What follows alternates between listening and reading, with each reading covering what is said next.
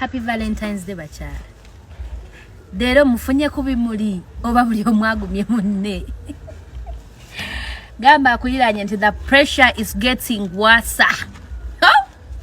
Omwaka oguwedde olwalero waliwa. Abamu mwali eyo Bimuli nga muli kati olwalero muleze engalo. Aze Valentine yewedde mugana wange Donna yampereza ebimuli naye leero naye simutegedde. Naye tugume. Olw'ensonga. Newe jitwagira ngangira tebakuwa Bimuli ngeriza kwese sene kubanga nzensema ne obuji n'engatto n'amajani ate nga n'oli ebijanjalo oba okitegedde. Bigambo tebinkalira ku matama mugume bakyala mufunye ebimuli.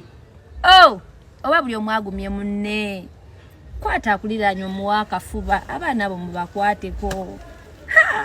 Jesus edipere para aparato. What is it now? Why no they give flowers to me? Hey, muzala basolo zala abana bafe bali tuwe ebimuli lanze leero wenda byenga nenze nyenyenye mama wange kamuweleze akamuli oba oli awo kubanga naye alayika myaka gino yali alivensi nze nkubenga teddagala la buli omwa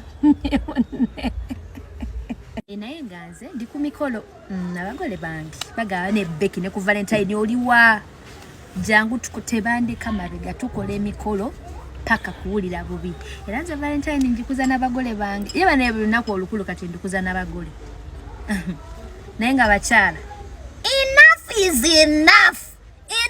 is sikiraba nga bukyanga nkulidde wano bannaye kankola omukolo